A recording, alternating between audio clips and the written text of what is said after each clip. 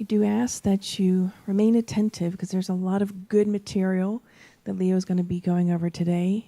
If you're so inclined, you can pull out a piece of paper and notes to take to test Leo later or test yourself, or to ask questions later. So it really is a fantastic book that he's walking us through. If you don't already have it, I highly recommend it. It is excellent. So without further ado, Leo. Good evening, everyone. And I have to say that I'm really happy for the opportunity to continue in this amazing series of talks or study, whatever we would like to call, presentation, because I would like to steal Joanna's thunder here when she said, when you do not know about the subject, confess your ignorance. I confess my ignorance. What are we going to talk about tonight? But we'd like to share, and we would like to invite everyone that, as Kirsten said, if you have the book, please read it and try to bring your thoughts, your ideals out, so we can expand. Continue with the message that we receive, so we can expand our knowledge on what we will talk about tonight, and as well as what we have talked about a month ago, a little less than a month. This is session 2. Since we're also broadcasting this, I would like to let everybody know, and I'll be addressing them as well, so that people can follow us and they can try to understand these chapters. We talked about different things the last time. Some of you were here. Most of you were here. So I would like to hear from you. What do you guys remember? We're going to do a little recap. 5-10 minutes, the most. It was 3 chapters. Yes, we are, as you guys are thinking, we are actually doing this work covering at least 3 chapters each session. We already went through session 1, which covered three chapters of this amazing book, Taught in Life. Let us go back and try to bring the reason of the book, because bringing the reason will also give a purpose for us to be here tonight and direct us in the right direction. Imagine in the spiritual realm, a group of people saying, please, we need some kind of manual when we reincarnate. We need something that can help us in our day-to-day struggles, in our lives, in this reincarnation process that we come to learn, that we come to readdress certain things and become a better individual in general, right? So Emmanuel puts this work together based on something that they had in the spirit realm as well. So here it is, manifested for us from the spirit realm through the hands of Chico Xavier, a little over 50 years ago, that he actually put this work together. And here we are, several years later, talking about it, studying together. So we covered 3 chapters. Anything that you remember, just throw at me, please. You need a will, right? The will was one of the cabinets. Without the will, the other cabinets that he mentions, there were 4 cabinets that he mentioned there, will not work. And we're going to see a little bit more of will tonight, right? We talk about the mirror of life, right? We talk about cooperation. The mirror of life, simply put, as he said, is our... excuse me. The mirror of life... The mind, he says that the mind stands as the mirror of life in all places, right? In this constant exchange of thought, feelings, emanating, receiving, not being able to stop what other people are thinking or feeling, right? What they project onto us. We can't stop. I can't stop what Dion is thinking about right now. I can't stop what Isabella's thinking. I can't stop what Raphael and Kirsten are feeling right now. Cannot. And we're exchanging. Believe it or not, it's impacting us. This is really important for us to think. However, with our will, right? With our will, we can coordinate ourselves so that we don't feel this or that way. How are we going to feel? It's up to us. So it's really important that we have these concepting minds. And one of the things that I like to remind ourselves as well is our purpose in life. Sometimes we think that, I don't know what I'm doing here. Somebody put me here. Okay, I have this body now. Here I am, 21 years old. Not really. And I don't know what I'm doing, right? In its ascension from the earth plane towards God under the leadership of Christ, this is us. It may be compared to the rough diamond. This is our mind, ourselves. And its ascension from the earth plane towards God under the leadership of God. So we're ascending to God. We're going somewhere. If you thought that you don't have a direction, we all have a direction. We may be lost. We may be in that sleeping mode that we don't know what we're doing, but we do have. And God has given us this ability to understand this through this manual and through many other manuals as well. Thank God we're here in a snowy night studying this manual, right? We could be doing other things. So pat yourself in the back. Yes, you're in the right place. Hopefully, we'll learn even more tonight. So, just for that small recap, we would like to talk about a really interesting chapter entitled Instruction. We're going to talk about instruction, education, and faith. Okay?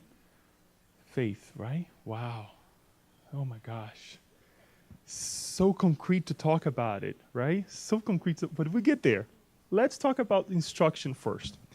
Emmanuel says the following. As you remember, I mentioned that I would like to read from the book because, number one, of my ignorance, remembering everything I can. And sometimes I feel that if we don't say it, perhaps, as Kirsten said, there are certain things that we really have to put out there. And I don't want anybody to miss out. Not that you will remember, but I want you guys to get the feeling off of it, okay? It has been said that 2 wings are needed for the human spirit to ascend. One called love and the other wisdom. He continued by saying the following. Love, through love, which is above all service to our fellow beings, we are illuminated and made beautiful within, so emitting a reflex of our own virtues that can benefit others. Okay? So this is one wing.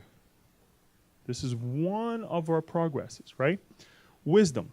Through wisdom, which begins with the acquisition of knowledge, we gather influences from those who have gone before us towards progress, who sends us the reflection of their own greatness, so impelling us towards heaven. Remember on my recap, I left one thing out, which was cooperation, chapter 3. Just to give in to this. Right here. We are love. If we're created by God, right? This mind, this person, whatever we want to call, the creator of all creators, we are created in love, in the name of love, right? And we'd like to connect with this idea of the wisdom that Emmanuel is bringing, the idea that we receive from cooperation, and reminding us again that we need this cooperation. That we need these individuals or spirits or guiders or masters, whatever that is, whether on earth incarnated here with us, if they have been with us, or perhaps those who are on the other side, our mentors, right, or guardian angels. But those are the 2 wings that we have to work on, and we must work on. Now, when we study this idea of instruction, who we're receiving with or who we're receiving from, or what kind of instruction we're receiving, it's also important for us to, as Emmanuel mentions, to remind ourselves that through love, we are better able to undertake life. Through wisdom, life increases in value. And he reminds us that we have to grow in both ways. Changing the idea a little bit of wisdom, right? We start thinking about the moral side that loves us, that love drives us towards, and this wisdom, which is what? When we reflect, when we question, right? What comes first? What is more important in our lives? to be a love and kind person or to be a reasonable person. That everything that we do and say and live, we put our reason first. Sometimes we get people like that, right? Sometimes we meet people that they're very kind. They do everything, but has no reason. Has no reason whatsoever, right? Is both of them needed? Yes, they are. Which one is the most needed? Love. Paul is saying love. What about reason? If we were to say, since we're applying these teachings in our lives today, in general, let's take a quick picture of the United States of America. What do we need? Love, right? Good. And again, I'm saying this because we have, again, to apply this in our lives, right? So in this Spirit's book, we would like to bring something that we have visited before, and we have had open discussions about it and kind of go here and there, but hopefully we'll get to a consensus, not now, later on in life, not in this lifetime. In the part 3 of the Spirit's book, chapter 23, we will be studying the law of progress. When the question is, does moral progress always follow intellectual progress? And the answer is, it is its consequence, but it does not always follow it immediately. So Paula, with her answer, and I think most of us agree, we need love. We have a lot of reasoning. We have a lot of technology. We have made amazing advancements. But now, with the love, we need to know how to apply this information that we're receiving. One may ask, well, what about the higher spirits? What do? Do they give the fish? Do they give the fishing rod? Fishing rod, right. What do? If you are hungry, are you going to teach if someone is hungry and the person comes to you, are you going to teach the person how to cook? Or are you going to give some food for the person to eat first, and then you're going to teach the person how to cook? If obviously we're taking consideration that the person that cannot eat or doesn't have anything to eat because that person doesn't know how to cook. Because there may be other reasons. So we have to specify here. We're going to give some food to the person, right? This is a simple example, but there are several things in life that we need to analyze when somebody comes to us and they have an issue or a situation arises, and we apply the wrong dosage of, let's say, the antidote of the remedy, right? We're too reasonable. Oh, why is this person doing this? Why is that happening? We question. Wait a minute, right? And the person who may be in need of help does not receive what they need. On the other side, if we give, we're also going to be responsible for the wrong acts that the person will fall into. Or being lazy sometimes. Simply being lazy, because there will always be someone to give food to that individual. So we have to grow. We have to stretch these two wings so we're not damaging ourselves and damaging others either. This question has a part A and part B as well. And Kardec asked, how can intellectual progress lead to moral progress? By making good and evil understandable. For then, humans can choose. The development of free will follows the development of intelligence and increases the responsibility of humans for that act. I did wrong yesterday. And guess what? I'm going to get up and I'm going to do the right thing. And with that thought, with that rehabilitation process comes what? A sense of responsibility. Because I don't want to err anymore. And I don't want to let others err anymore. Right? Then, how can one explain that the most enlightened creatures are often the most perverted? We ask this all the time. Here on Earth right now. This is our situation on Earth right now. Complete progress is the goal, but like individuals, cultures only reach it step by step until they have developed the moral sense. They may use their intelligence to do evil. Morality and intelligence are two forces that only achieve balance over time. So this is our ascension to God, and this is the ascension that perhaps some of the mentors that we see in Spiritism. I was talking to Chris earlier about the mentor who accompanied Andrea Luiz on the book Missionaries of Light, Alexander.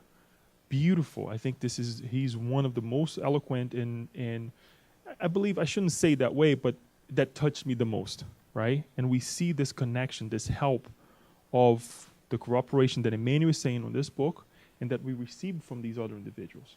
The instructions that we can get from them, from this cooperation.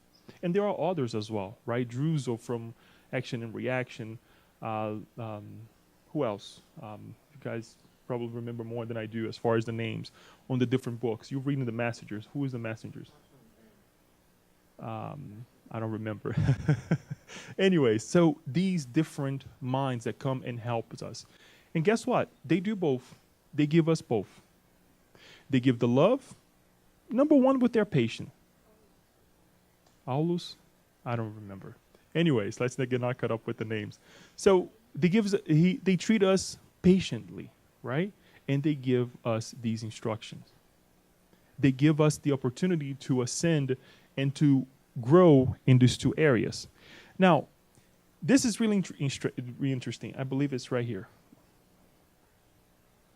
No. Okay. Intelligence devoid of love is like an unuseful signpost that shows the pilgrim the right road, but leaves him to the torments of thirst. That's intelligence. That's the reason that that's not it. Sorry. I didn't want to confuse you guys. Goodness, which is ignored, is like a shady well that quenches the thirst of the traveler, but does not show him the way. So you're going somewhere, and you're thirsty. You have water, but then what? Intelligence, the reason that we talked about, devoid of love, is like a useful signpost that shows us the right road, but leaves him to torments of thirst. Okay, I have the sign, but I'm still thirsty. I may get there, but in the middle of the way, I'll probably fall dead because I don't have anything to drink. We need both. Until one day, we'll know the dosage to separate one thing to the, well, not separate, but to put one and one together and to deliver the right treatments that we need, right? But we still separate things. We still, since we're talking about two amazing qualities, because of our vocabulary, whatever that is, we need to separate them. And we need to correspond to this both growth that we have to reach. And that's why that's one of the reasons that we're here as well. Now, he continues by saying, we all have the need to both instruction and love, to study and to serve our inevitable routes in the work of elevation. To study. We need to receive the instruction. We need to be open for the instruction. Otherwise, we're not going to get anywhere. And how do we apply it? We need to serve. We need to put into practice. Right? We go to school, we receive. Then guess what? You got to take a test. This is life. This is life. So anything that we see, civilizations, succeed civilizations without interruption according to the influx of mental heritage that we received. We received the instructions, perhaps on the other side before we reincarnated, and we continue to receive instructions while we're reincarnated, but we are here now applying, right? A lot of inventions that we have nowadays, sometimes I wonder, how did that person find out such a thing? How are they putting this technology into good use nowadays, right? And we didn't think of that. These are people who are 24/7 studying, working hard, connecting with higher minds, open themselves up to get to this position. So that is instruction for us. That is the need for us to sincerely work on it. And then Emmanuel finishes this chapter with two beautiful instructors that we had, Socrates and Jesus. And the reason I ask Juliana to keep this open was not only for me to excuse myself for my ignorance, but also to go back to what she says here. And where is it? Okay.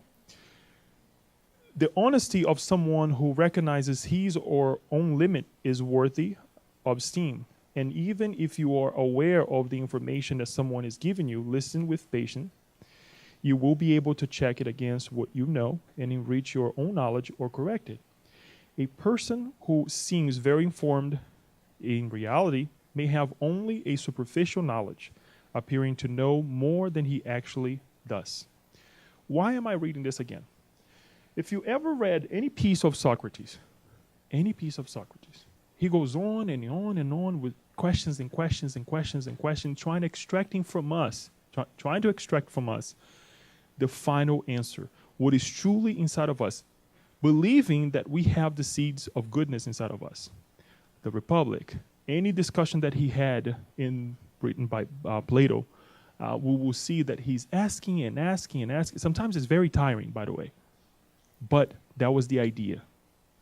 And Emmanuel, it brings this idea as a great instructor trying to extract this analysis from us.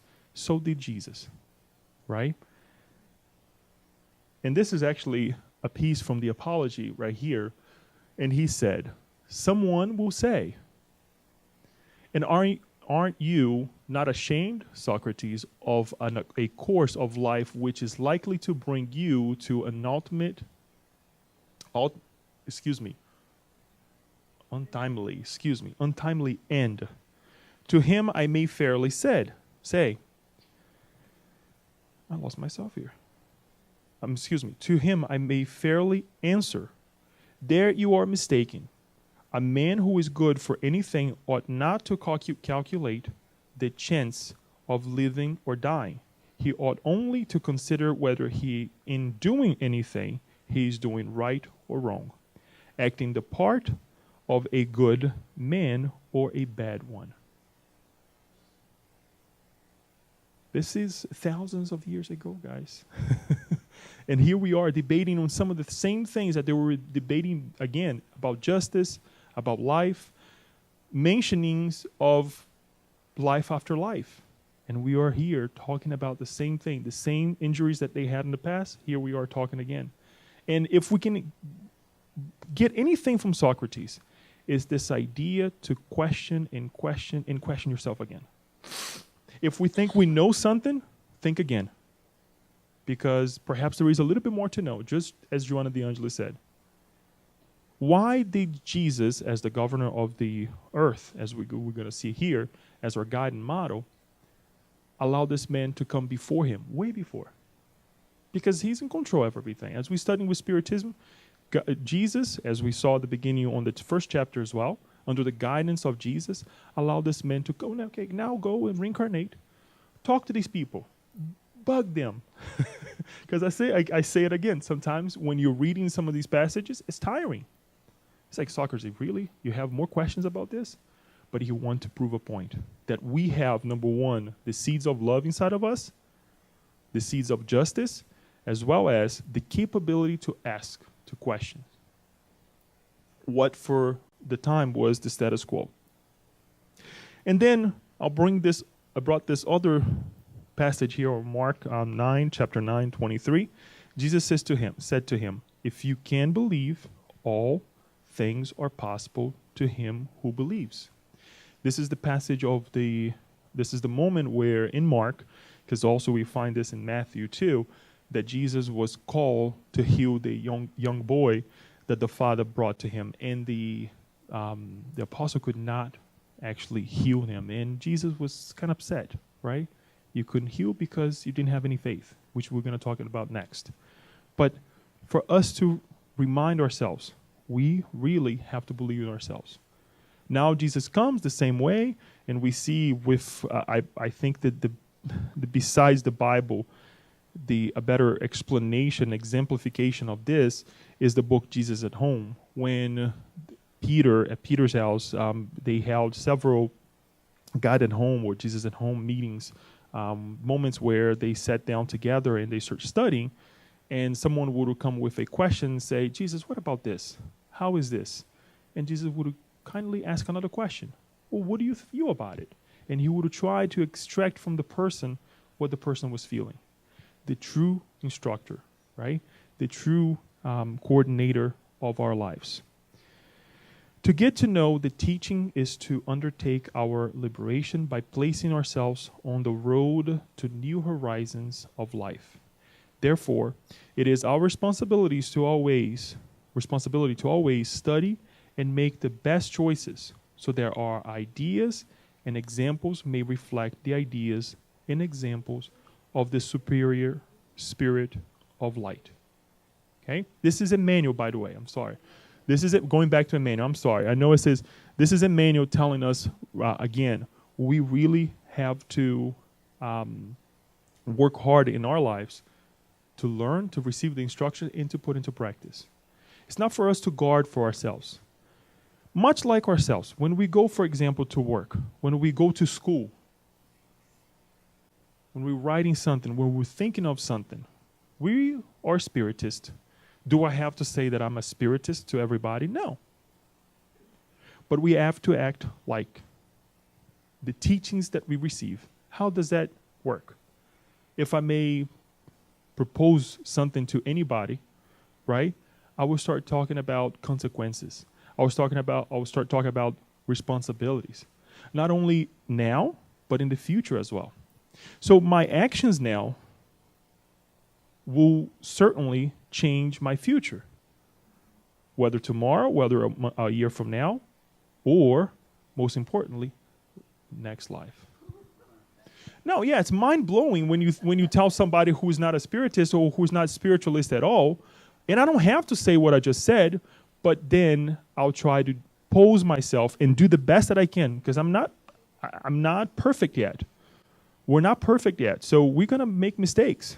We're gonna get mad. We're gonna shout. We're gonna do things that are not according to what we're studying. But guess what? We have to take a step back and say, I'm not gonna do that again. I'm gonna try to be a little bit more settled in my life. So that's the idea of instruction. Moving on to chapter number 5, education. It's really interesting because he talks about cooperation, and he connects with instruction, bringing this idea of wisdom that we receive from others. Love, wisdom, receiving, growing these two areas, that we're always connected with these higher minds. And now he's going to talk about education. Connecting again with Christ, as he starts the chapter, he says, Christ said, let your light shine. And it is he, the divine master, who is our sublime guiding light in the evolution of this planet. When this was said, what was the idea of this passage? If you read this, put everything aside. If you read this right now, what do you get out of it? Today. Okay. All right, let all your talents come out, multiply. Kirsten.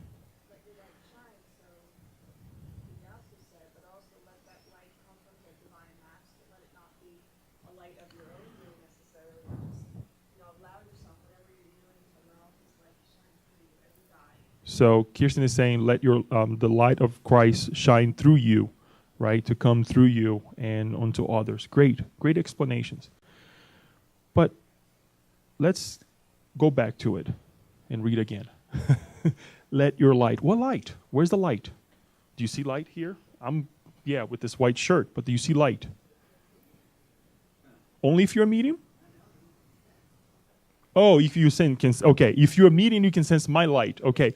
So then you give a different definition of light to the light that I just mentioned. That's good. And these are the questions that we have to, what is this light?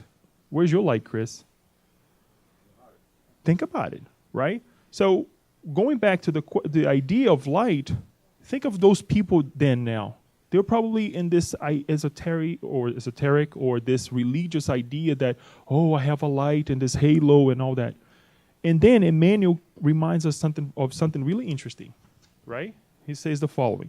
People used to believe that the Lord's advice was only a mystical call urging superficial worshippers within orthodox to believe in a supposed individual prominence to be acquired after death upon entering an imaginary celestial court. And what do we have today with the different sciences? Is it just the physical body? I'm not talking about the science of spiritism that we study here, right? Science is already telling us we are light, right? Energy. And it's amazing because you think, oh, this is so superficial, but no, Jesus already told us. But 2,000 years ago, he couldn't explain quantum physics to us. He could not go into math, yes, but other sciences that we have developed very recently to understand the idea of light, right? All that we said is correct, right? But what is this light? What is this thing that we are dealing with every single day, the exchanges, and we don't pay attention to? Our potential. When I ask you, where's your light? You have your light, right? You have your good habits, right? You have the things that you have conquered in this life. If we are reincarnated here, 2018 today, or about to reincarnate, guess what? We have a light. We have a light. We have a potential. Otherwise, we wouldn't be here. Yes, if we compare to the mentors that we say earlier, and yes, we're still behind, but guess what? We have reached thus far. So we have a light. We can shine this light on ourselves and under the guidance of this guiding model. Question 625, what is the most perfect standard that God has offered to humankind as a guiding model? Jesus. He again takes the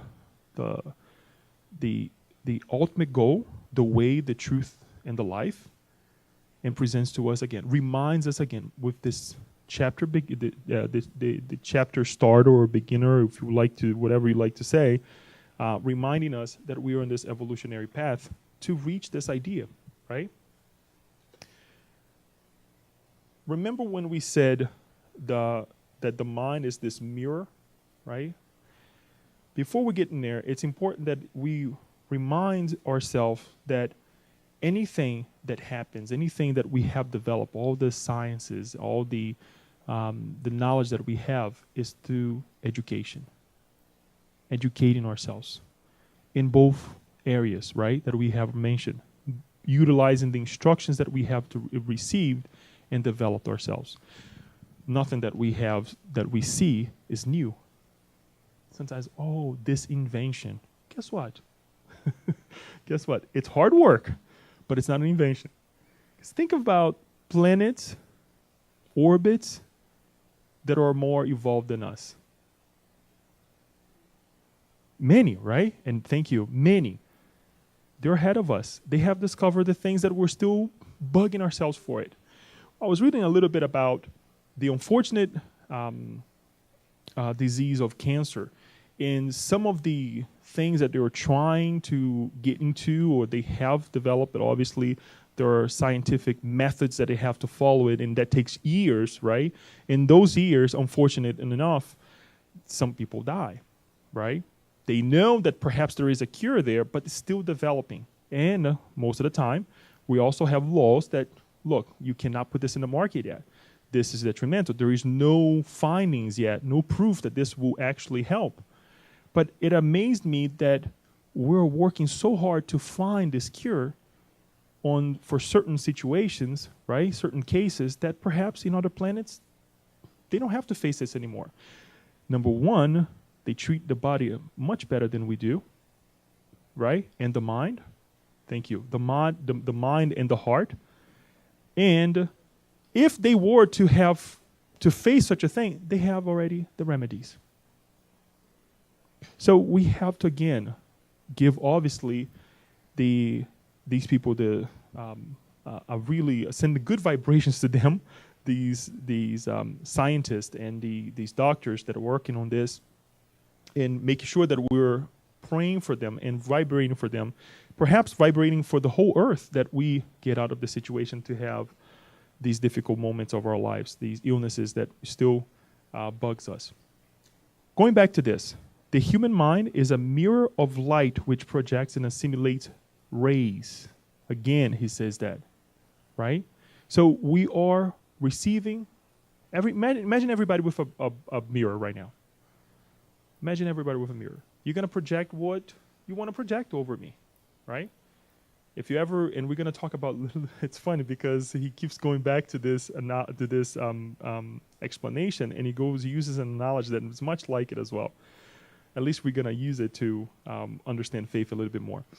So imagine ourselves with a little mirror, right? And you can reflect the light, you can reflect yourself. If you use a rear view mirror in your car, you will see that you can see what you want to see, but the person sitting next to you can see something that is completely different that you're seeing. And that alone tells us that the perceptions of life, right? That things are different.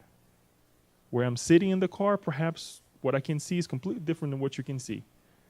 But we need to understand that we're sitting in different positions.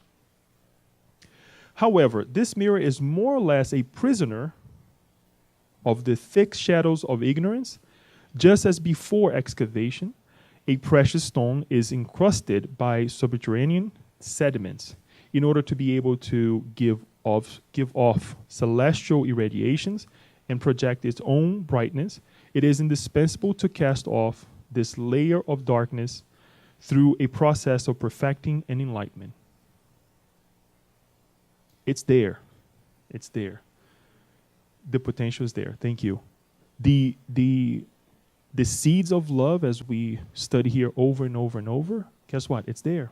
Now, we have, through hard work, reach out to the mud and grab the stone. And after you grab the stone, what's going to happen? You have to clean it off. You have to extract all the imperfections that are around it and make sure that it is that final product that we all want, right? We just celebrated Valentine's, the stone that all the ladies love, right? And they are forever. They're just like the diamonds, they are forever. Knowledge is forever. That's the best stone that we can get. Knowledge, it's forever, right? Oh, this is already giving away a little bit of everything, but I want to show you this picture. Give me 1 second. But this idea of knowledge is extremely interesting because it's something that sometimes we hide from it, and we don't want to. Animation styles up here, and we don't want to work hard at it because we think that life on earth is easy. No, it's not. It's hard work, and we really have to dive into ourselves. Much like this picture right here. It's kind of hard to understand, right? Or this is inside of us, right? This beautiful picture around, and he says the following, very poetic. But education that refines the intellect and improves mankind's inner world in knowledge and goodness, wisdom and virtue is not achieved merely by instructions from the outside. Rather, it must have the conscious consent of will. Here's the will again. When the will that dedicates itself freely and spontaneously to goodness without any constraints, it can liberate and refine the heart, imprinting on it a crystal clear image of the soul. That's why we put this right here. To refine ourselves, right? Have you noticed when we decide to do something and we are eager to do something, guess what? There's a better chance for us to reach the ultimate feeling about that subject that we were doing versus when somebody tells us to do something, right? No wonder we don't like work. We have to do it. We have to go. But when we go on vacation, we go do something else, we put our will into it, or even if we do something at work, right, that we think it's the greatest test ever, It's so hard, but we are dedicated to do it, and we have that deadline that we deliver. Afterwards, we look at it and say, oh, that was so easy. I thought it was going to be pretty hard, but we get it done. Because we put this drive behind it, right? And we put the education that we receive, the instruction that we receive from the outside into good use with the will. Remember the cabinet of will. And we're going to talk about will again. We're not away from the will. If there is a will, there is a way, right? To finalize this chapter, the soul is then able to reflect the glorious life, subsequently transforming the mind into a precious powerhouse of superior energy projecting reflexes of beauty and sublimation. Remember the mirror? What are we projecting on the mirror right now? Then it was just mud. Now that we have worked ourselves with our will, it's going to be much better. I'm going to be able to reflect this glorious life. Ideals, thoughts, teachings, right? Even if we have to teach a kid 1 + 1, you're going to do it in such an eloquent way that the kid is going to be amazed, right? So we have to reach this idea. Then we move to faith. My favorite topic to talk about it. Not really. And I say this because it's so abstract. It's not easy. It's like talking about God. Let's talk about God. Well, we're still so ignorant, in a good sense, not in a bad way, but to understand the Creator. It's hard for us to understand the creation ourselves. Imagine the Creator. So I pose this passage of the Bible here. It's in Hebrews 11 from 1 to 3. What is faith? Faith means being sure of the things we hope for and knowing that something is real even if we do not see it. Faith is the reason we remember great people who lived in the past. It is by faith we understand that the whole world was made by God's command, so what we see was made by something that cannot be seen. Are we good with this answer? Okay, so what do you guys think? What is faith? Kirsten. And I'm actually going to pass the microphone on this because this is important. Well, I think everything that you've gone over, what you've just gone through, I mean, it all boils down to having faith. I mean, starting out with the chapter of, let your light shine. And then, what did you talk about after that? You talked about, yes, and the picture of that beautiful picture of that whole world inside of yourself that we all have. I mean, ultimately, it's needing to have this belief within yourself that you can reflect this light and belief in God that He created you for something great. But I think all of it's abstract because none of it's tangible. You can't, hold it in your hand and see it and feel it and quantify it or qualify it. It's just how you feel. It's subjective. So I think that's why it is such a long journey. Thank you for connecting with my abstract mind as well and saying it because it is abstract. Paula.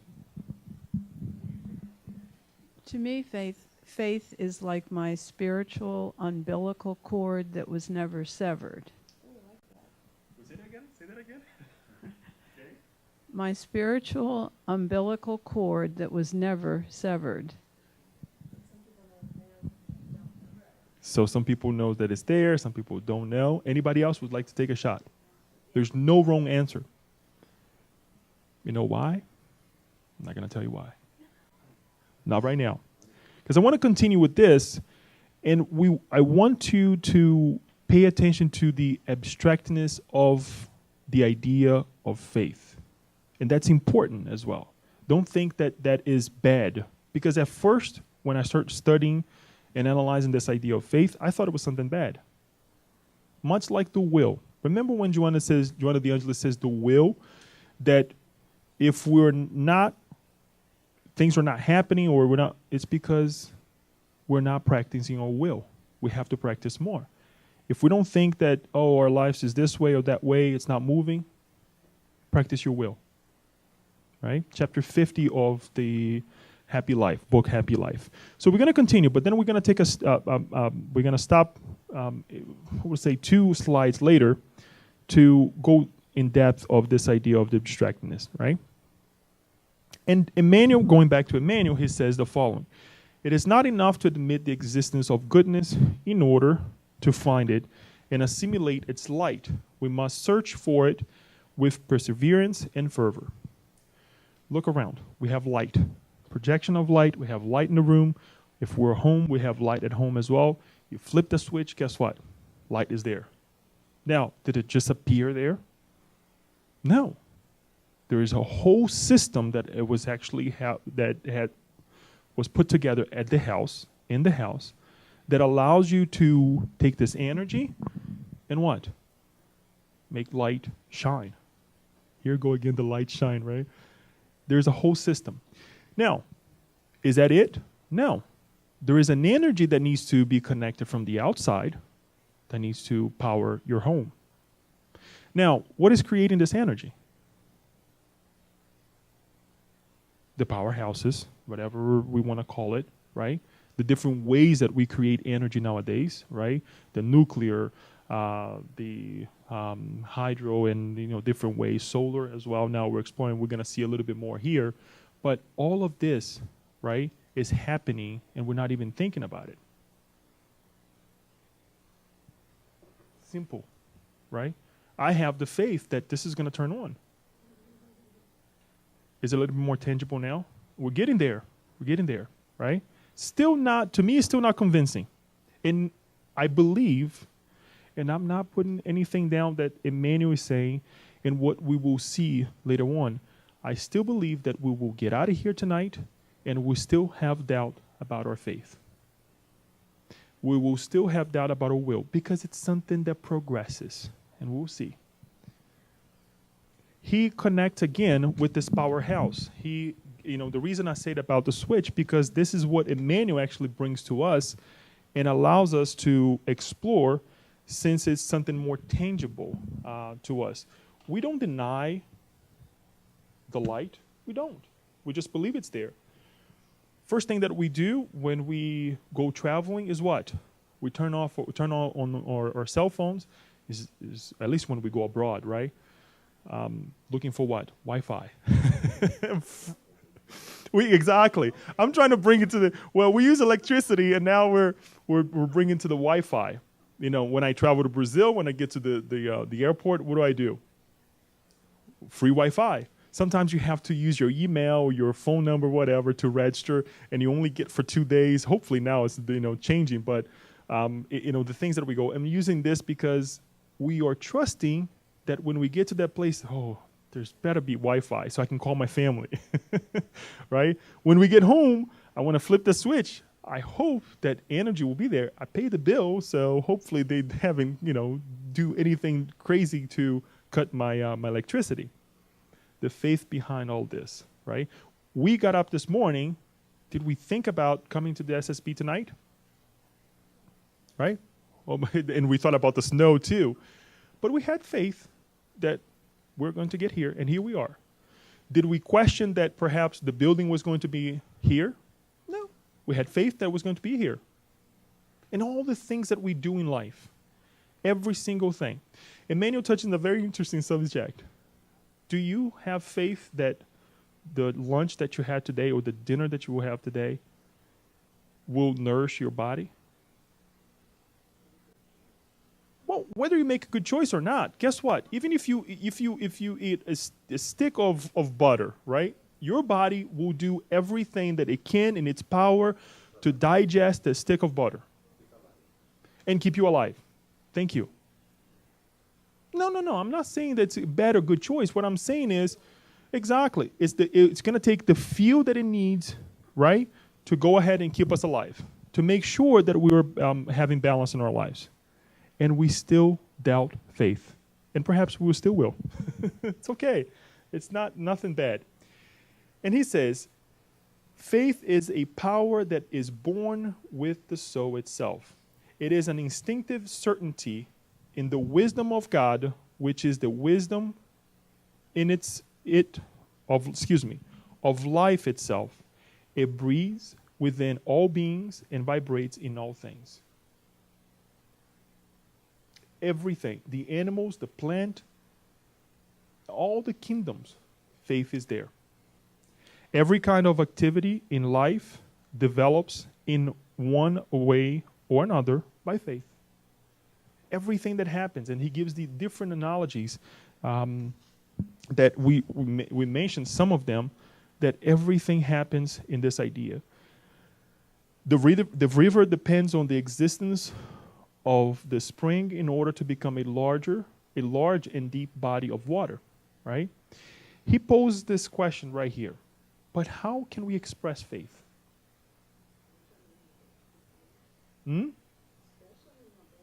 So we can express faith in a bad situation. So we have to wait for the negative to happen in order for us to believe. Once we have, then we practice. Okay. Paula, I know you want. Thank you. Thank you. That's good. You live your faith every day, right?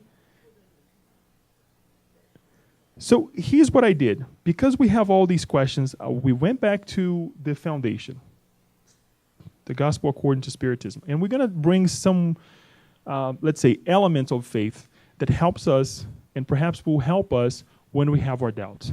That's okay to have doubt. That's okay to not have faith in this or that area. Perhaps we're good in some areas, perhaps not. And I'm going to resort on to something that so we can, let's say, exemplify a little bit better what is faith for us before we get to the part that talks about faith in the gospel according to Spiritism. I want to read something. In chapter 27, which is the chapter that talks about ask and it shall be given, right? That talks about the prayer, the effectiveness of prayer, which is an amazing part of the book, because sometimes we have our doubts, we don't know how to pray, or sometimes we're so in such a difficult situation that we don't even have words, right? And that's why we asked, to pray for me, or when we're doing well, we pray for others. If we see something wrong, pray for that person. Send the good vibrations. Hear me out. Spiritism makes the act of prayer understandable by explaining how thought is transmitted, either when the spirit to whom we are praying comes to our help, or when our thought raises themselves up to this being. In order to understand what happens in this circumstance, it is necessary to consider all incarnate and discarnate beings as immersed in the universal cosmic fluid, which occupies as we on earth are immersed in the atmosphere. Remember the analogy of the pool, right, that we have given here several times. Think of ourselves now in a pool. Everybody goes inside of the water, very quiet. Nobody feels a thing. But if Leo goes crazy and starts splashing or swimming, right, what's going to happen? You guys will feel the ripples, right? And it's the same thing. We talked about the last time we were here, right? The influences that we cause on one another, right? And it's reciprocal. Sometimes we can't stop. It's just going to come. You can't stop. You can't tell the little kid, stop swimming, stop jumping, right? Splashing water, because the kid is happy. That's what's going to happen in the pool. We're in the pool. A bunch of kids are swimming, right? Unless if they have the moment that, kids have to be out. What do you call again? Adult swim, right? It's very simple, adult swim. It's the same thing. So he continued by saying, this fluid receives an impulse from willpower, which is the vehicle of thought, just as air is the vehicle for sound, with the difference that the vibrations of air are circumscribed, whereas those of the universal cosmic fluid extended infinitely. So the willpower is the vehicle, right? Question again. You're here today, right? How did you get here? You use your car. What if I were to tell you now that your car will not turn on when you go home because your battery is bad? No, that's after the fact. That's after the fact, Louise. Louise will say, call the insurance, because I don't want to put a commercial here for, call the insurance company, right? If you have a road, that's after the fact. We know that we have ways out, right? But you have a car. Most likely, if you have a car, you have what? A battery. If you have a battery and it's good, it's working, guess what? You're going to get to the point from point A to point B. Think of faith as your battery.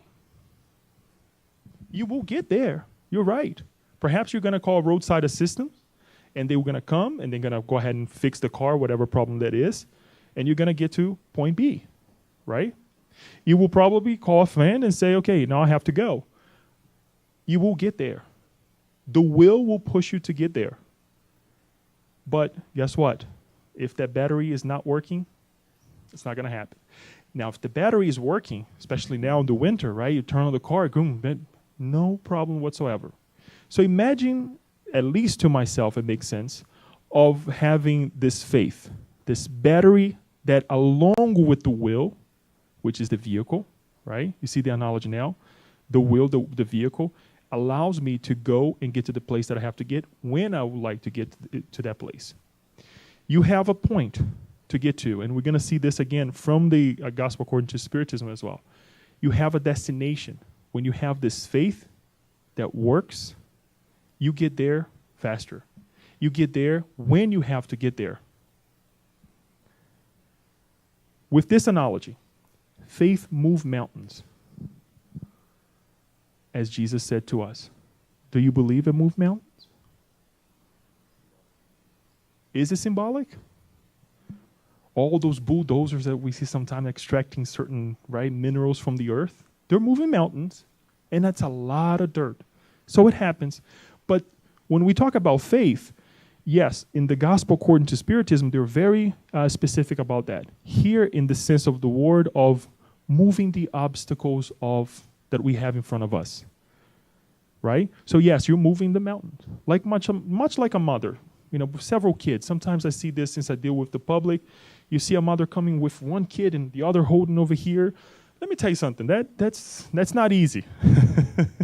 And if you see a father, guess what? The father has the little stroller and all those things. And sometimes I think, oh, he's very intelligent.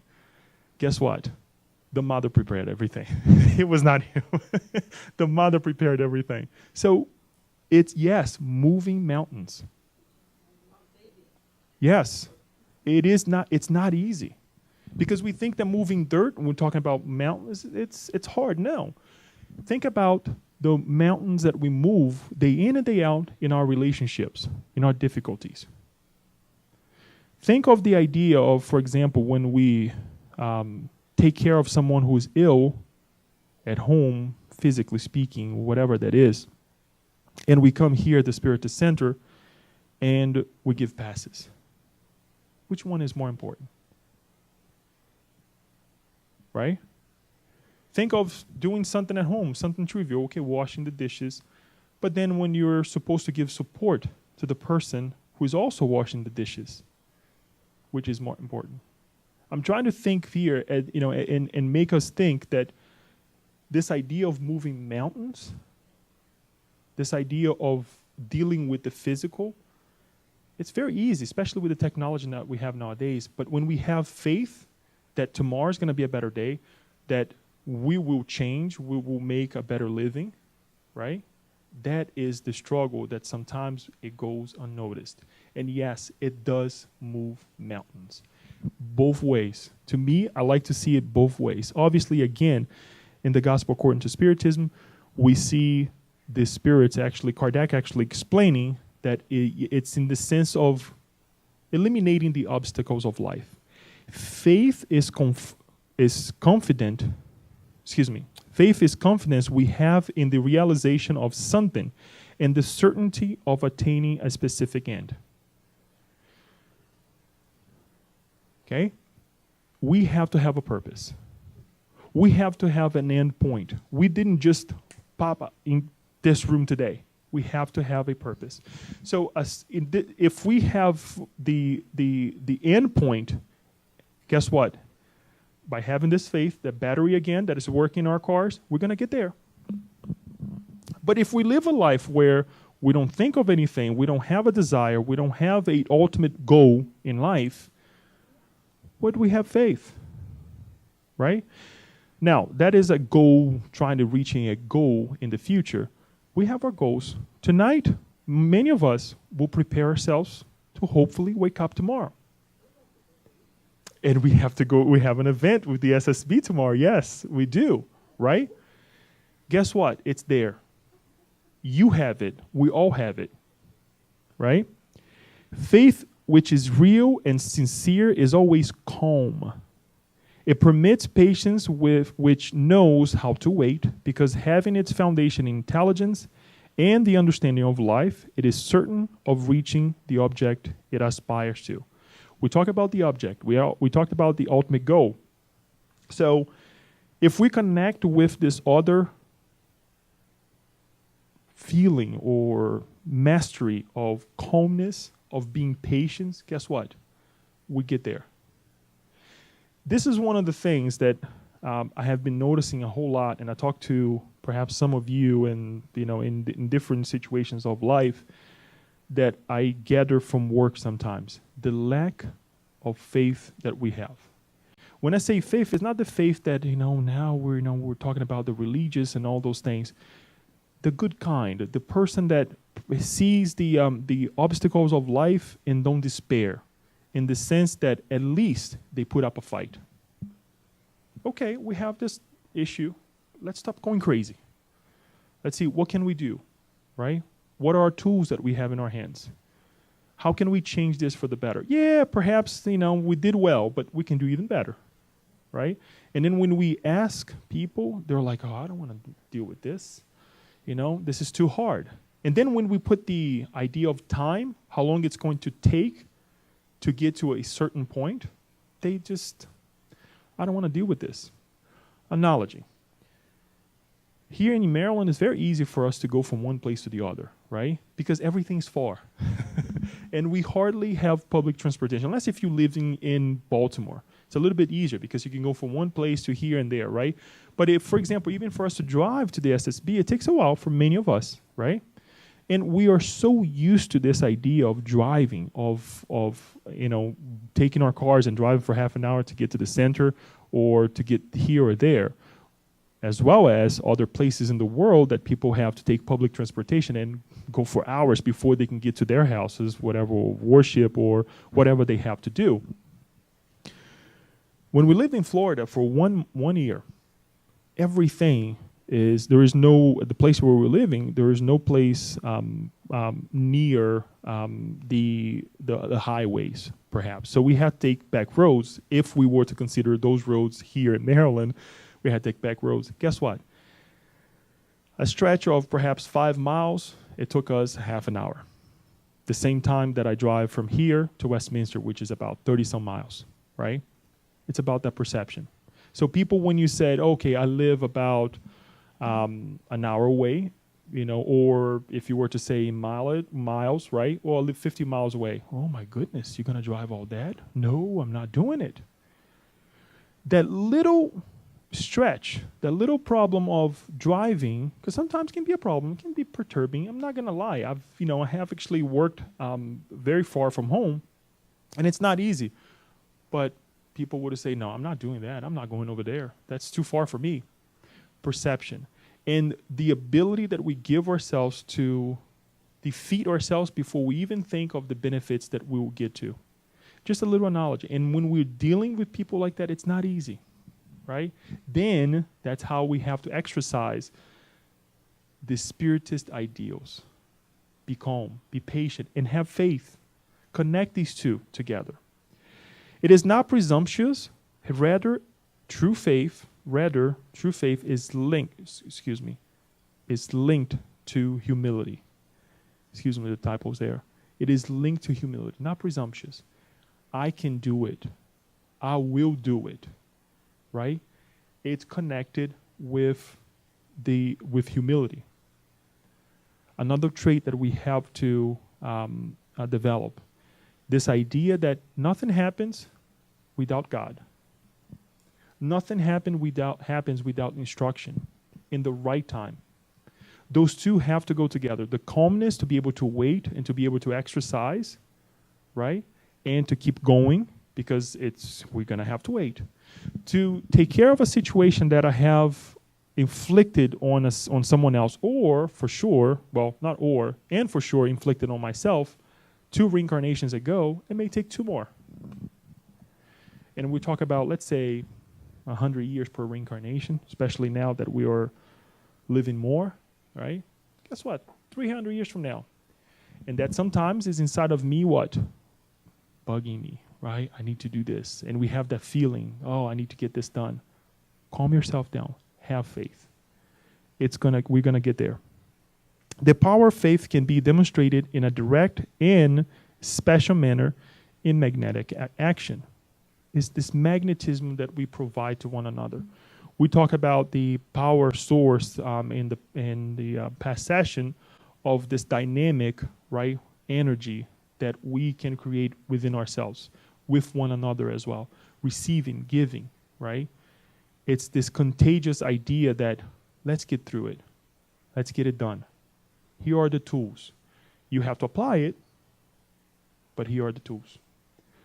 Faith can be blind or rationalized, nor rationalized. Excuse me. Faith can be blind or rationalized. This is where one of the areas that Spiritism brings us a lot of enlightenment, right? And besides the religious point of view of faith, of, oh, I believe in this God, I believe in this spirit, I believe in this saint, how do you believe it? What are they, right? What do you believe this way? Question yourselves. Going back to Socrates, rationalize and ask more.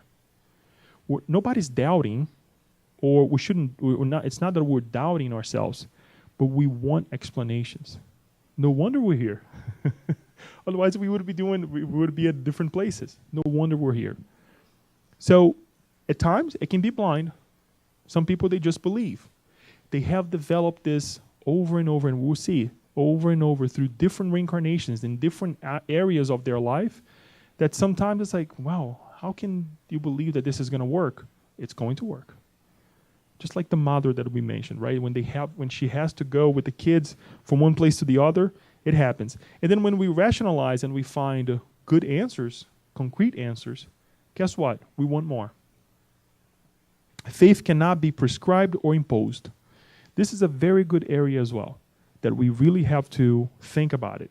I can't tell Juliana or Sarah that, look, have faith, and I'm going to give it to you some faith, or I have to impose this on you. No. We have to work at it. As much as our will, it's the same thing. We have to work at it. Kirsten.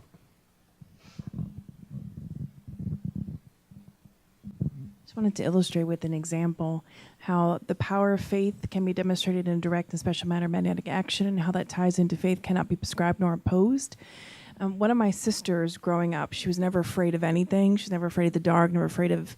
So when we were little, me and my oldest sister used to get into the bed with my middle sister, because she always had such faith that, although we didn't define it as such when we were little, now as an adult and learning about faith and the magnetic action of faith, I think because she had so much of it that when we were close to her, we felt safe. So I feel like other people who have a lot of faith, it feels good to be around them, although they can't give you theirs, but it feels good to be around those kind of people. It serves as an instruction. It serves as an education, right? Hence the reason why he's bringing these chapters one after the other. So thank you. It is true. Remember, you come to the SSB, we're not going to prescribe you or give it to you, meaning here's the remedy that you have to take. Like when you go to the get your whatever medication, they give it to you. No, it's not going to happen. If you come here with a struggle, we're not going to impose anything on anybody. Believe on this, have faith on this. We're going to give you the tools, but we have to work at it. And that, for some people, it's not good, because they want the antidote. They want the answers for things that they're going through, and how can we give the answers? We don't even know what happened before, right? Faith grows with our progress. These are just highlights of chapter 19 of the Gospel according to Spiritism. Faith grows with our progress. Some of us have it, and if we can say this way, great amounts, in certain areas of life, right? Some people, they are very gung-ho about their professional life, right? But in certain other areas, they need the help. And it's okay, because again, those are areas as well, they will be developed with time. Going back to Emmanuel, let me actually pose another question. Is it better? Perhaps it may not be the right answer what faith is. But with these qualities and some of the things that faith is not, obviously, right? Hopefully, this gives us a better direction of what faith is and how we need to apply faith in our lives, right? Take a look at the sun right now. And this is the analogy, so we can close, that Emmanuel brings to us. It's the sun, right? Emmanuel uses the idea of the sun shining for everybody. Everybody has it, right? This light. However, if one of us or some of us has a lens, right, that we can take this light and put this lens on top of us, that lens will what? Multiply the effect of the sun. If it's a very powerful lens, it's going to burn us, right? Or if it's a mirror, for example, and we're projecting onto something, guess what? You probably will burn that that whatever you're projecting the light into. Anybody knows what this is? Okay, it's a cross circle, yeah, of a bunch of mirrors. Yeah, crop circle. Yes, thank you. Yeah, much like nocellar, right? What it is, it's a bunch of, I'm sorry, the picture is not showing too much of the information that I wanted to bring over here. It's the harvesting of sunlight to actually make the top of this little tower here hot, and taking that heat and changing or producing energy, right? Electricity. This is one in Seville, Spain, by the way. I forget the name of the location, but that's the information there. And this is how it explained. You see the mirrors over here, the lenses, right? Receiving the light. It heats up the tower. The water comes in cold and comes out hot, and it moves the turbine that creates energy, right? This is not what Emmanuel mentions, but I bring this here because this is a way for us to understand what he's trying to say about the sun. It's shining for everybody. But if we have the ability to connect with, what happens? We multiply it. We create more energy. Right? We transform. Thank you, Kirsten. Right? So it's there. It's for all of us. Every kind of activity in life develops in one way or another by faith. We can't run from it. We have done amazing things in life. We accomplish amazing things every day, in and out. And it's done with faith. We got here today because of faith. Right? Daniel is recording back there, having faith that some other people are watching. That this is going to reach another. No. It's a simple example, guys. But when we think about this, it helps us change our direction to the better, right? Our focus, and it helps us create a purpose in life. Because now I am dealing with energy, I'm dealing with will, faith, and all of this. I have a car, I have a battery, but I don't know where to go. Well, maybe I need to get to a good point, to a good location. So really analyze your faith. Really analyze what you have inside of you. And look what he says at the end of this chapter. Let us then seek the good in people, things and events that cross our path during our daily activities. By doing so, we will have the mirror of our mind turned towards goodness.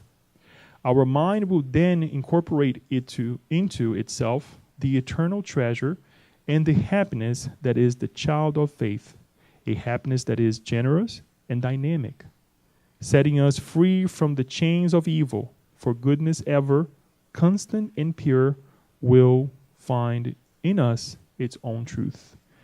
Let us look for the good stuff. Let us find goodness in everything that we do, everything that we deal with. Is it easy? No. Why? Remember chapter 1 that we talked about what is our own impediment? Our ignorance, ourselves. We stop ourselves from doing so. It's not Aloysio telling Leo, look at this negative stuff. No, I choose what I receive, and I, most importantly, choose what I emanate as well. Right? So we have to look for the goodness. So then we can multiply it like that powerhouse, right? That circle that we saw collecting all the sun. Imagine all of us, again, with the mirrors in our hands and say, okay, now we're going to shine this into something and we're going to create that good energy. We're going to multiply this faith. As Kirsten said, let us get together with her sister because she fears not. And we see people like that in our lives. Right? Is it going to take time? It's okay. 10 years, 20 years, a reincarnation, maybe a couple. It's all right. The evolutionary path is for all of us. The sun is for all of us. We will stop right here just to put a reminder in our minds that we cover today instruction, education, and faith. Next, we will cover chapter 7, work, association, chapter 8, and chapter 9, suggestion. Okay? So we would like to open for a couple questions. I know we went through a little bit longer than usual.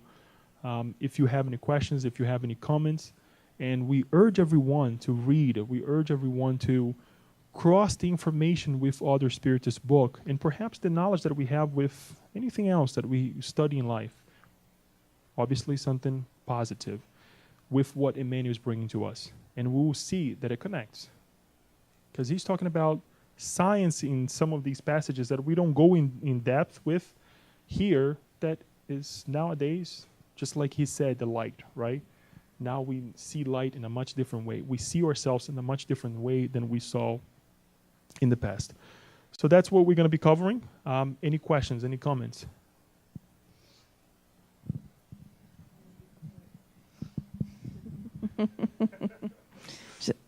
So my question would be, if someone is struggling with their faith or doesn't have any faith, how do they develop that faith?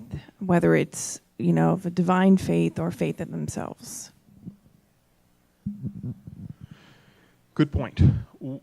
Number one, I would say rationalizing this because we lack the information or the understanding of what's going on. We need to ask questions. Lacking faith on what towards what, right? What is the person trying to accomplish? Every company, if it is a successful company and if it is really trying to grow, the company will have either a slogan, the company will have a mission statement, right, of what they are trying to accomplish. Otherwise, nobody's going to buy their product, because this is one of the things that we look at it when we're looking at a business. What is your mission statement? What is our mission statement at the SSB? Anybody knows? Thank you. Enlightening lives together. It's not saying that we're going to go ahead and give you, the antidote of your problems, no. But we're enlightening ourselves together, studying, getting together, making ourselves think, right? Any company will do the same thing. So to me, Kirsten, and I'm saying to me because it's something that it's always good for us to look for the purpose. So what are you lacking faith in what area of your life? Because we can't take care of everything at once. So trying to find the purpose. So what is your goal? What do you would like to reach in life? So once you have that answer, then we can go ahead and pinpoint on the areas that you can help that person, or help the person help herself or himself. This is where I wanted to be 5 years from now. This is where I wanted to be tomorrow. Okay, now tomorrow we have an event to go. If anybody needs a ride, if that problem is getting to that place, let's find a way to get you there, right? So I think that we need to go back to the purpose.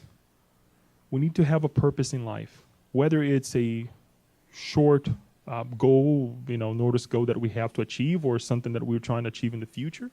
That's okay. We can be very not specific of, again, we're all reaching God. We're reaching God through different ways, different pathways, which is a good thing. That's how we show our difference. But I think the purpose is the main thing that we need to analyze with people, that sometimes we feel like, oh gosh, okay, I don't know how to go about this. Well, let's dissect it, right? Until we get to that purpose in life. Does that help? Paula. I was just going to add to our thinking on how do you get faith, that what was helpful to me when I was growing up was, for a bedtime story, my father read with me the lives of the saints. So I grew up with lots of models, and I was thinking, watching some of the Olympics this week, there are great examples in the Olympics of people with faith and willpower. So a lot of times, if we're not feeling it, if we see it demonstrated, the story helps us. And my question is, I have a new word in one of these chapters that I would just like further explanation of, and it's telementalization. Is that right? Telemental. Seeing that over great distances in space and time, we are able to incorporate ideas from the superior spirits who visited us many centuries ago. So not only do we have Socrates, but we have the guiding superior spirits. So we get direct connection in our creativity by tapping into this word. So how does that function? You explained that solar generator. Can you give me a picture of this? Should I resort to Joanna's idea of here's my ignorance, right? I don't know. Now, the word actually it escaped me when I read, but what I would say, much as the explanation that we received from the Gospel according to Spiritism, when we are connecting through the power of prayer, the same thing is happening to us when we are working hard, or whatever goal we have to reach, or whatever we have to do, when we are trying to tap into a discovery, for example, right? Let us think of some great mind that discovers something great. Tesla, for example. When we study these great minds, Socrates and all, yes, the level of understanding about life, the matrix is there. When I say the matrix, is that these are power generating forces that these individuals have within themselves, much like Kirsten's example, that sometimes we want to be that person is so positive, right? That if we're always connecting this way with life, trying to discover, having a good conduct, meaning that my goal is of a good nature, what happens? What do we think is going to happen? We will connect with these higher minds. When we go to school, when we read a book, when we have good conversation, guess what? We're connected with minds alike. Here we have other minds. So I believe this idea of telementalization is us receiving these teachings, these reminders that perhaps we have seen it while we're asleep or before reincarnating, of these minds telling us, think this way. They're not going to tell us. I don't think they tell us straight, but they show us certain aspects of life that allows us to get to certain conclusion. A scientist, when they're doing a series of study on a matter, how do you think it happens? Yeah, the product is going to be there of the studies, but they still have to think. They still have to come to a conclusion, write that conclusion, redo it over and over again to see if it comes out with the same result, and there it is. But there was an instruction, as we saw here today. And through the instruction, we developed this education. And going back to the example that you said that also ties in with faith, is right here, through wisdom that we receive from those who are gone before us, or perhaps who are here with us. If Chris can do it, guess what? I can do it. If Leo can do it, Chris can do it. That's the message. And I think that's what it, to me, what it sounds like, that's what it is that they're trying to say, if that helps. Okay, I want to go back to that instruction. The balance. I don't know if I like the wisdom, because wisdom for me is not just a simple knowledge, instruction. You know, wisdom has something more than that. But anyway, between moral values and knowledge, love or wisdom. There is true love, which is above all service to our fellow beings. I think that is, through that, I get my part. But what we do always, in our stage, is to have someone give us love. We don't think first to give love. As we expect love from everything, from mother, from the lovers, from everywhere. Of course, if that love is cut, we get disappointed, frustrated. Once we get to that stage, all other negative feelings will appear, and that would put us backwards. So that's why I see that we are so much lagging behind with this part of the wing versus the instruction, versus the knowledge. Because we get entangled in this negative, going backwards with the pride that someone, or with my mother was supposed to have given me that thing, I pity of myself. So if we exercise what is written there, that we have to actually try to give love, not to receive love, to give love. And through that giving, donation, I will feel love inside me. Then I think we're going to grow faster. Because I heard today, it's not that it's giving coming now, but one of the talk that I see that we will have to really believe that in giving, we will receive much more, but we not put in practice. That's That's when I resort to a little bit to, again, back, and I've discussed this with you before, the idea of economics, right? I have a product, and I have to put that in the market. If my product is defective, or if my product is not of a good quality, guess what? I will go out of business. So if I'm always trying to enhance my product and make it better, if I'm aware of the competition, which is bad to a certain degree, because I don't want to have competition, but if I don't have competition, I'm not going to make it my product better, right? So what happens is I have to perfect myself. And we do this day in and day out of our lives. We will make mistakes because perhaps that product, we have some lead paint on it, and we're going to have to recall it. The product will break easily. Then we'll find a better material to make it. Until then, some people will probably have you will buy that product the defective product that I put on the market. And it will leave a sour taste, right, in your mouth, saying, I don't want to buy from Leo again. He delivered something that was not expected, right? But then, this is where this whole teaching that we receive here tells us and say, be patient. Let's give another chance. We reincarnate. We forget about certain things.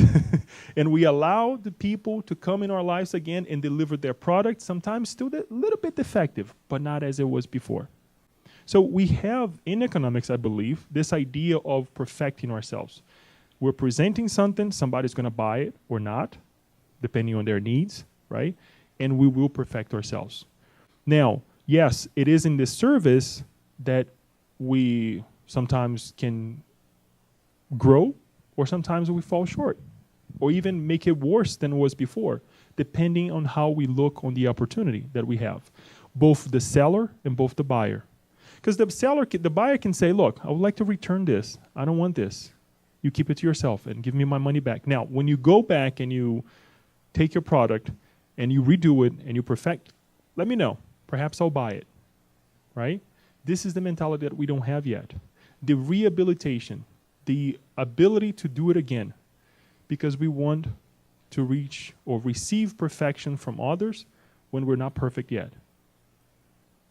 When we're not perfect yet. So we have to change this. We have to put into perspective the idea that if I love, if I give my best, right, it doesn't matter. If I give my best, if before I say something, I think once, twice, or 3 times, before I act this way, I think once, I perfect the product, I perfect my intention, guess what?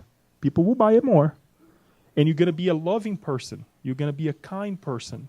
You're going to be an acceptable person for society. Hopefully the idea of economics, buying, selling, which is our day-to-day lives, every day, will help with this idea of become a better individual. At least to me, it helps understand because it's more tangible. And we like tangible things, right? We're materialistic. Last question, so we can move on to our treatment. I'm only going to comment on what you all just talked about. There is a developmental progression of understanding love when you're a child, and you go through some stages. And of course, it's egocentric in the beginning. You think the world is there for you. Then you move on to a more instrumental stage because you're expecting something back. And then you move, and then you move on to altruistic love, which just gives freely. Thank you, Paula. With that, we close this evening with these enlightenments. That's why I need you guys to come to these sessions, because I don't have all the answers. I don't have the knowledge that you have. I'm merely a presenter, someone who is trying my best or our best to work together and diving into these guidelines of light that Emmanuel put it together for us with the help of many, especially Chico Xavier, called Thought and Life. We hope to see you next for the next session, which is going to be the 3rd session, chapters 7, 8, and 9, work, association, and suggestion. So thank you so much. And I would like to call Kirsten for our short visualization and our passes.